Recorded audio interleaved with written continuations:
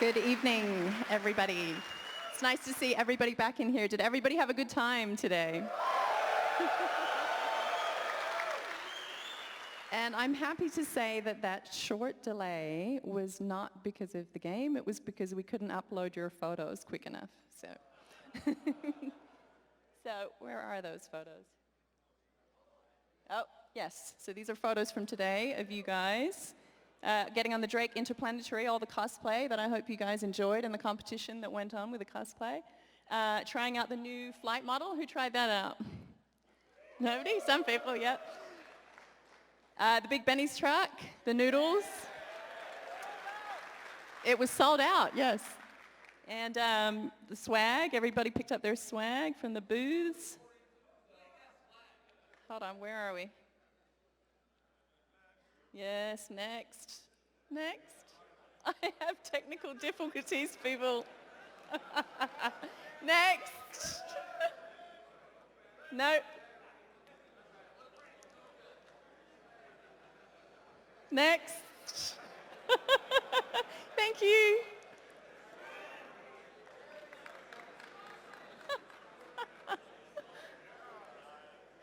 Yay. Thank you. More pictures of the Drake Interplanetary and the queue of people. We had a lot of people here today. All right, this is... Someone's trolling me. Oh, yes. In-game goodies. Excellent. So everybody who's here receives these 3 items. The CitizenCon 2948 trophy, the 2948 weapon, and the wearable duster jacket that I believe nobody has seen until tonight.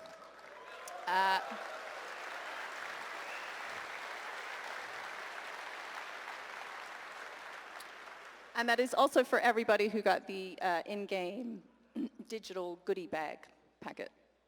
That was done by our character team too, so props to the character team who did a panel today. So we hope you enjoyed all the panels. Big cheer for all of the devs who did the panels today.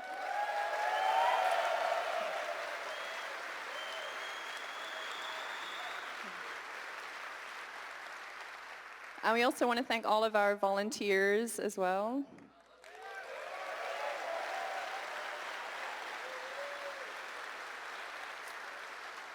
And all of the staff and support that we've had here at the Long Center. They apparently said that we were the nicest and sweetest and most passionate crowd that they've had here. So.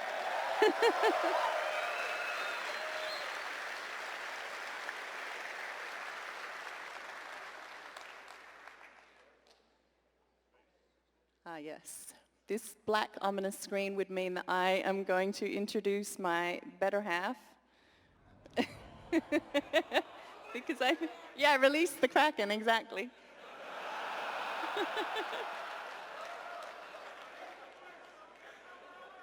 Oh, look, here we go.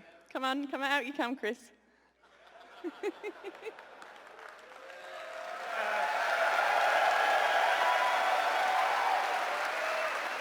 Okay, I think my click is actually broken.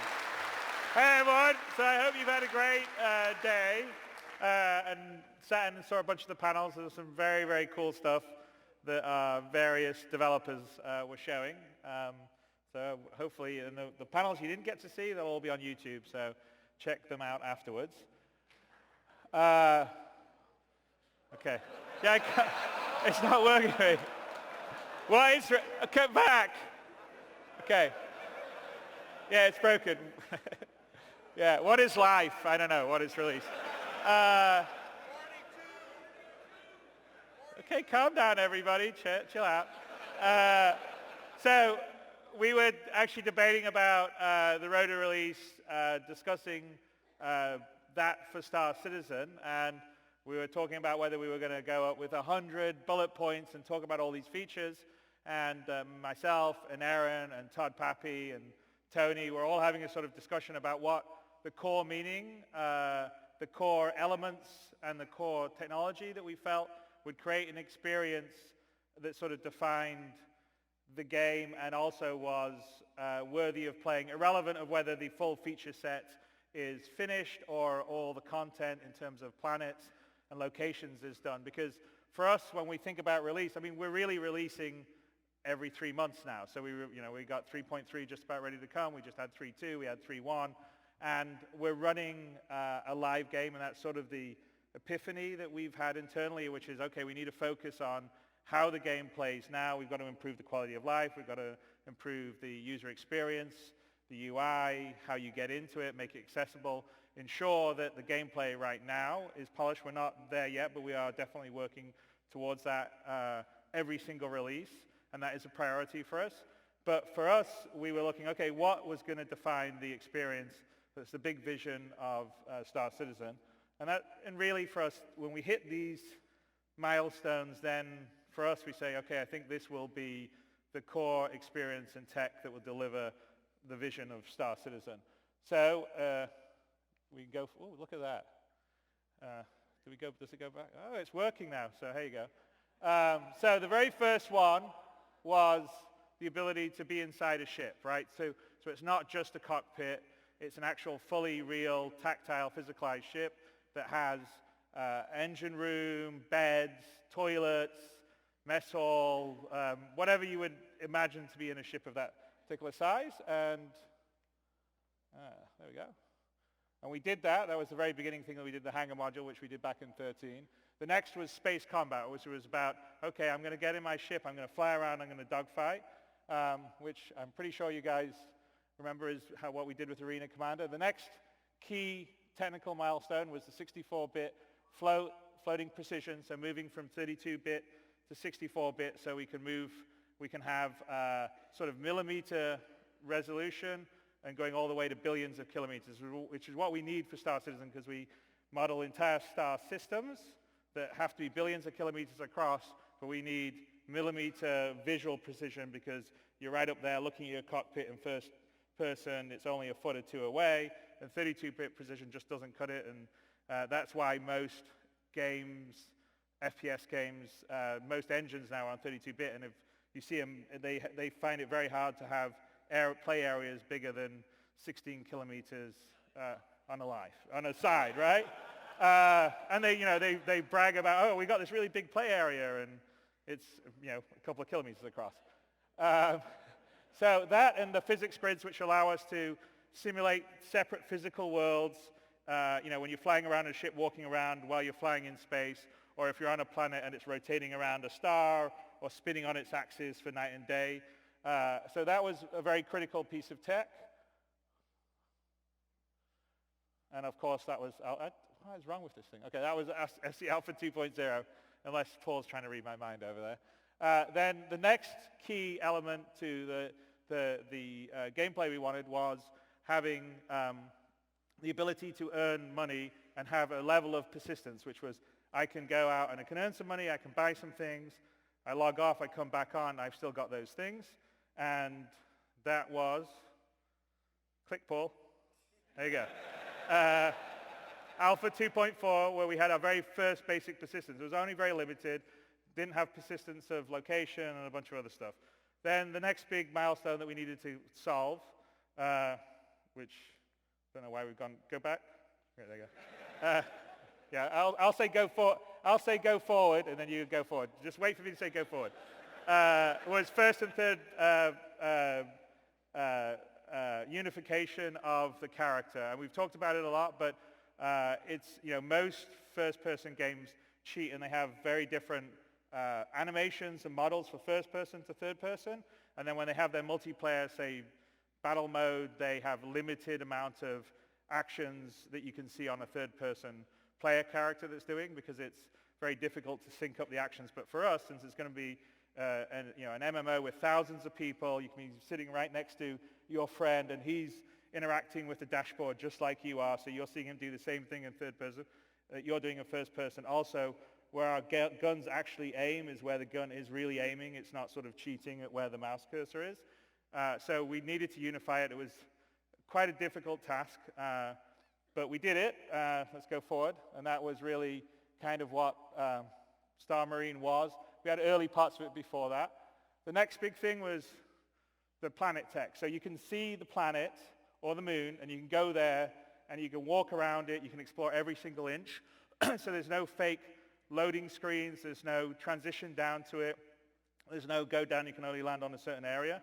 And that was the procedural planet tech, which we debuted, go forward, with 3.0.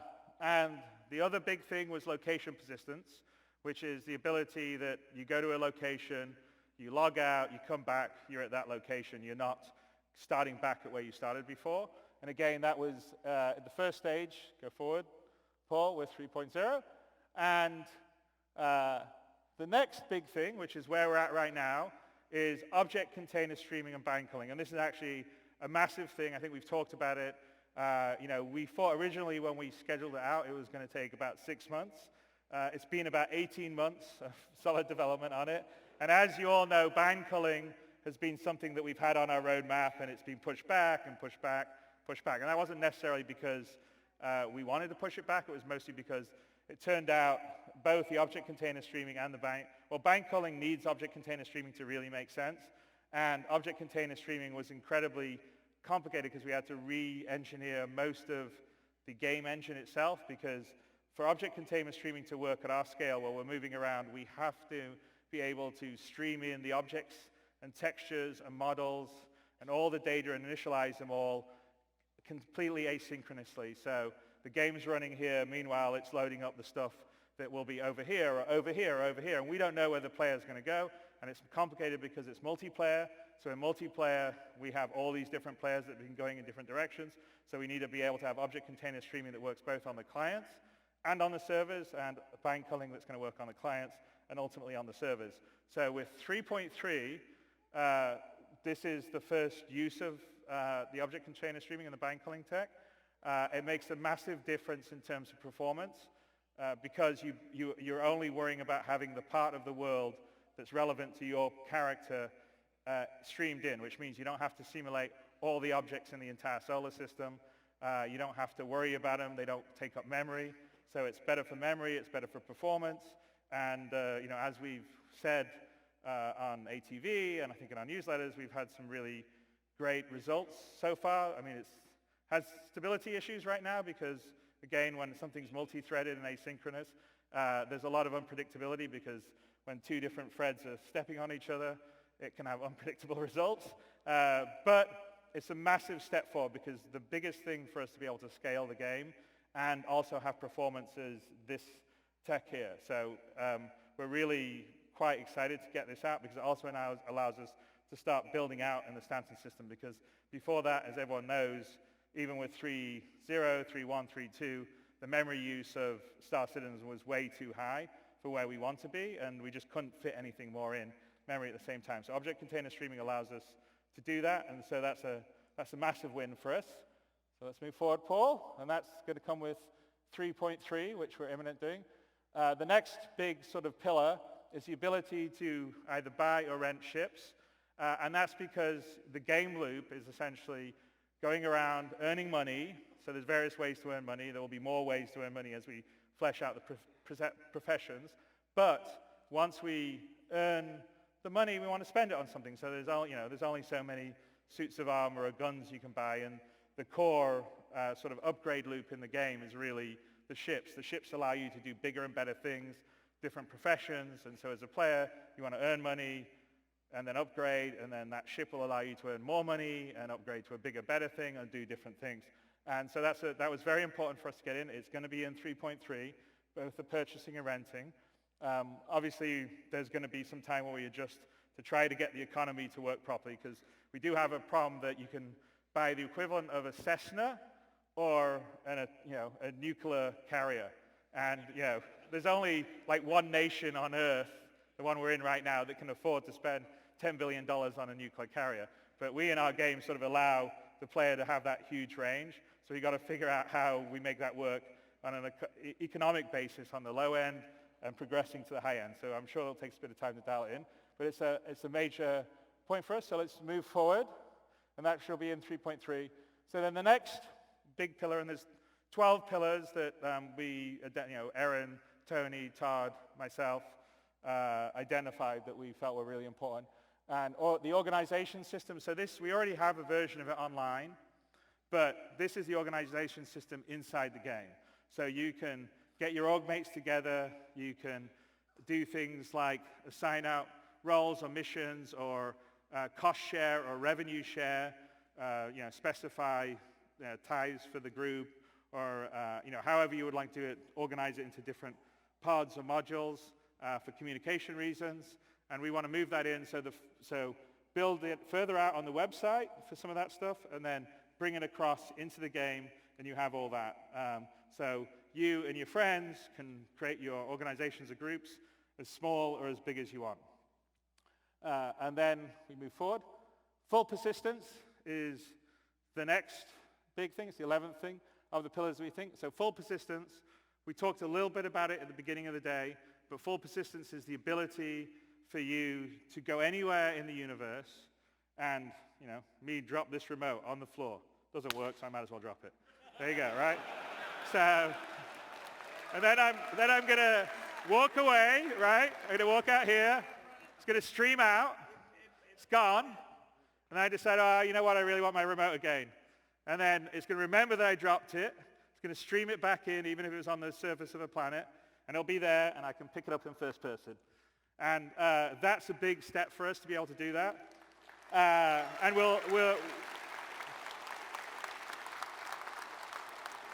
so the full persistence combined with the object container stream and binding culling are, I think, things that will make the world alive, because it's not just me dropping a remote, it's leaving a ship somewhere, or you got damaged in space with your ship and someone rescued you, you went away and you came back to get your ship and repair it and then take it home.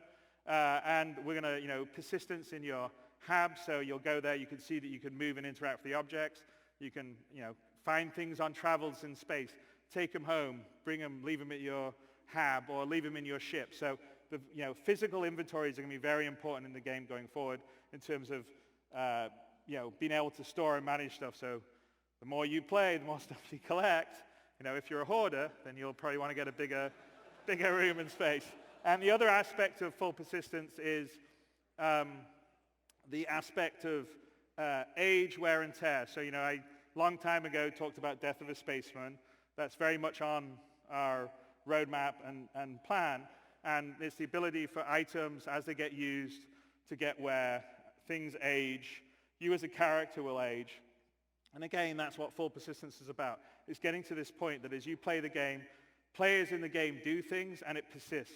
So this universe is not a theme park that gets reset every day that you come back and visit. This universe is a living, breathing universe that changes as players live in it and interact with it. And I think that's probably one of the biggest things. That's why we call it the persistent universe, is that it has a life and a persistence, and people's actions will mean something in it. And that's a very, very important part of the 11th pillar. And the last one, if we go forward, Paul, is server meshing. So when we get server meshing, that is, we think, the last piece of the puzzle to have the full game experience. And this is our ability to go, right now we have about 50 players on a server. We probably will be able to increase that number because of bind culling and stuff. But it's still going to cap out at a certain level. With server meshing, we'll be able to get to thousands of players playing concurrently in the same locations, star systems. They're not all going to be able to have 1,000 people dogpiling together. They won't be able to render it all at the same time. But you certainly will be able to have 1,000 people on the planet of Hurston, for instance. So the server meshing is the last key piece, because that will allow us to have a truly massively populated universe of players as well as AI, and having servers that dynamically scale up and down to take care of the processing needs of that. And so from our standpoint, in terms of what we would think is the experience when you guys can sit in and play the game day after day and not worry about it getting wiped, not worrying about, I'm going to do something for a day or two and there's no point because they're going to reset the system. When we get to full persistence and server meshing, that's our marker. And sure, after that, we've got planets to do and star systems, and we're going to have continual feature development. But this is an online live game. And so for us, we don't have a particular viewpoint in terms of, oh, that's it, this is where we finish it, and we don't do any more work. It's like literally, we kind of view, as long as you guys want to live in this universe, every 3 months, we're giving you a build, and here you are, and here's a bit more, and here's a bit more, and here's a bit more. And when we get to the full persistence and server meshing, I think at that point, that's when we're not going to be resetting the servers. It's when it will be an ongoing, living, breathing game. And that, I'm not going to give you a date, but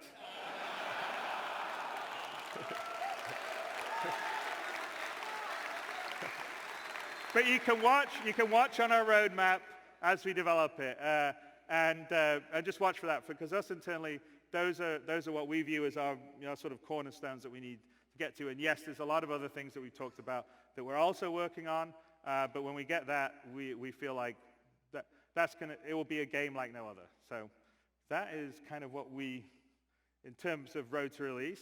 But speaking of near-term release, 3.3, I think we're going to go wide to PTU. So as of today, so when you guys get home, everyone here will get access. I think we're going to open up to subscribers and concierge first, and then as long as things don't blow up too badly, then we're going to go full wide, and then we're going to keep hammering on it because we want to get 3.3 in everyone's hands as soon as possible, because of object-constrained streaming and bind culling makes a massive difference to the experience and performance. And once we get that stable, and we need a lot of people playing and testing it, because that helps us with chasing down all these sort of edge cases that are very hard to replicate. Then we're going to roll in the Hurston and Lorville aspect, which we showed earlier today. And I think it should be a pretty great patch when all that's said and done. And there's a lot of stuff in 3.3. I think we've talked about it, but it's quite a lot of new ships. I mean, I think it's probably one of our, and it's kind of fun. It's the first one we have a straight-to-flyable ship in the Valkyrie, which is cool. I think the Hammerhead's probably the biggest ship that we've got in the game at the moment. And it certainly has probably got the most firepower of a ship in the game. And you got the Phoenix, which is great to fly around with luxury, and then the cool new Mustangs, and all the Tumbril variants are really cool too. So I think it's going to be cool. I'm looking forward to you guys playing it. So that's that. If we just go forward, one extra thing we're going to do, and I don't think any other company that operates an online game does this, or I'm not aware of someone that does this, but we collect telemetry on, obviously, all the servers and all the clients that are connected to us. And so we get a good idea of what the frame rates are, what the machine specs are, what the latency is, what the load times are. And we've often had debates, because we see a lot of anecdotal, frame rate sucks, and everybody's frame rate sucks. And we're like, oh, we're watching the data, and that's not exactly what our data says. So we decided that we wanted to give all you guys the ability to track the telemetry yourselves. So what we have is you can go into the website. This will release for 3.3, and we will have live telemetry on 3.3 going forward. You'll be able to see your machine, so where you start in the CPU score, where you sit in the GPU, it will tell you what your stats are. And we're going to be tracking, not all this stuff gets tracked right away, but we're planning on tracking the latency and the loading times. You'll see the crashes, and then you can track yourself against the heat map of everybody playing the game and see where you land, and see also kind of what the specs are here.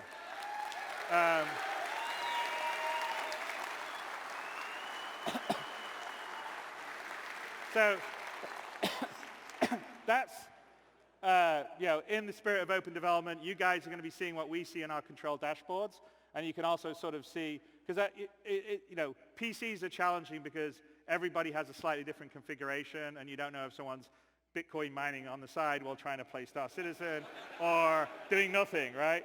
But it's quite interesting, and I have to say that we've had a few outliers on this where some people have had like Threadrippers that are just crushing it on 3.3. So it'd be pretty interesting, and the new Intel multi-core ones are doing pretty awesome too. So you guys will be able to track yourself against everyone else, and then longer term, not right away, but I think the next stage is we'll open this up so you can sort of see our server performance too.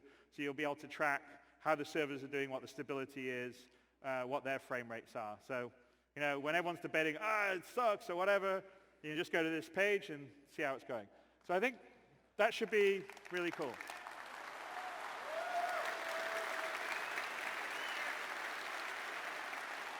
So one more. Okay, I know you guys were trolling me.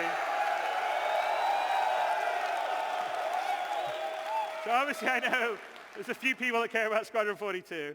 Well, it's going really well. I'm really happy with it. And you've seen actually today, if you've been in some of the panels, you've seen some of the tech we've been working on.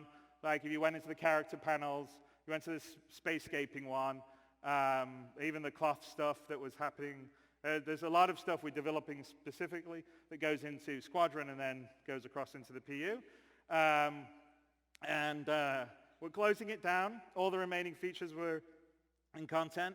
And the last major technical hurdle that we were worried about on Squadron was object container streaming, which, as you know, we're almost ready to close out here on 3.3. So we don't have any major technical hurdles left on Squadron. So for us, you know, it's a bit easier to get Squadron closed out than obviously Star Citizen that needs the server meshing and all the rest of stuff. So that's going. We're going to publish the public roadmap for you guys in December, all the way to completion of the project. And I'm just going to leave you with something right now.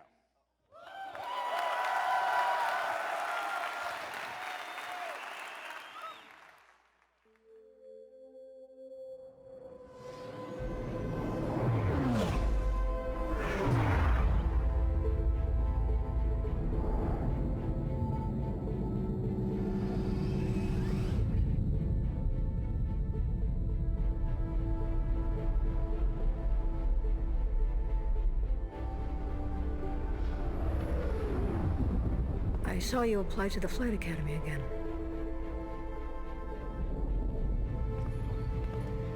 I'm your new wingman, sir.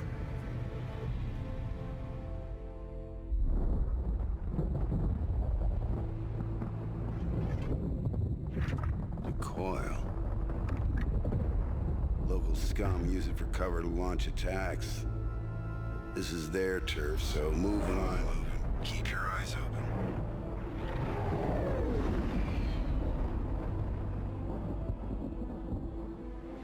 No southern moves. Who the hell are you? We're OMC. And OMC belongs to CitizenCon. Is that your boss? Are we supposed to be scared of him or something? Yeah. The OMC aren't the only ones listening into comms.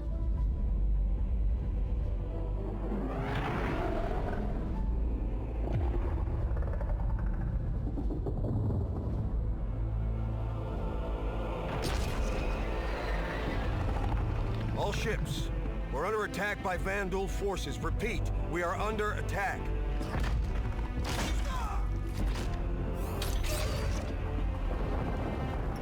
There have been battles. There have been losses.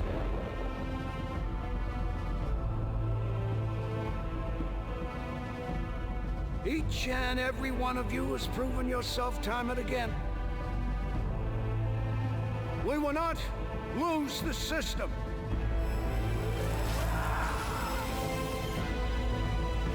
We will not fall back. Form up, Cal. You got point. Copy that. Tally's on me. Let's say hi. We will win.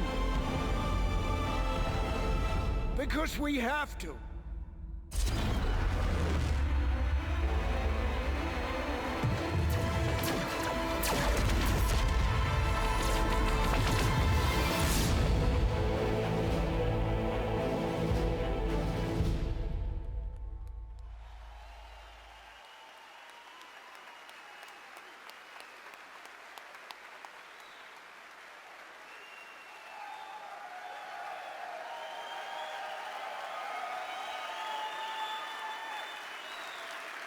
All right. And that's the end of our show. Hopefully you liked a little sneak of Squadron 42.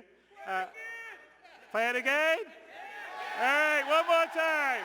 And then I'll call